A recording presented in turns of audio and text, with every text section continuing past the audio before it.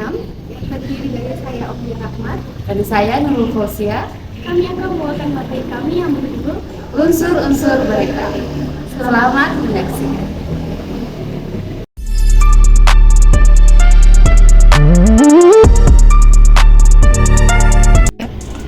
Yang pertama, pengertian unsur-unsur berita. Unsur-unsur berita adalah komponen-komponen penting yang membentuk suatu laporan berita. Unsur-unsur berita terdiri dari 7. Di antaranya yang pertama, judul atau headline. Judul atau headline.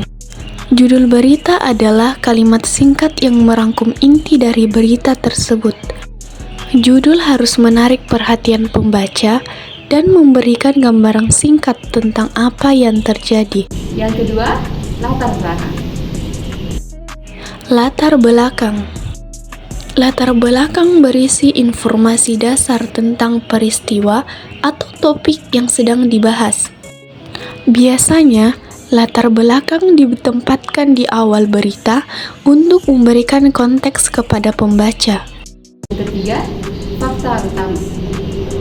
Berita harus mengandung unsur-unsur utama yang menjadi pembentuk suatu berita.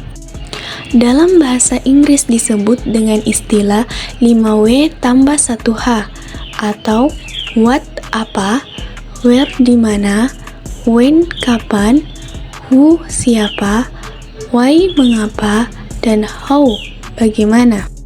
Sementara unsur-unsur berita dalam bahasa Indonesia dikenal dengan istilah adiksimba, yakni apa, di mana, kapan, siapa, mengapa, dan bagaimana.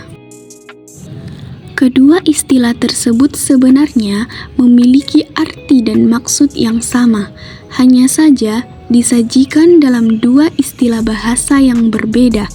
Untuk lebih memahaminya, berikut penjelasan lengkap tentang unsur-unsur yang ada di dalam berita 5W tambah 1H atau adiksimba.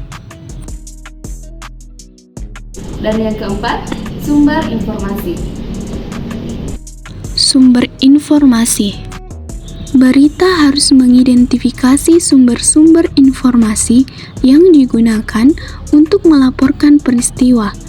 Ini menciptakan transparansi dan kepercayaan dalam berita. Dan yang kelima, konteks tambahan.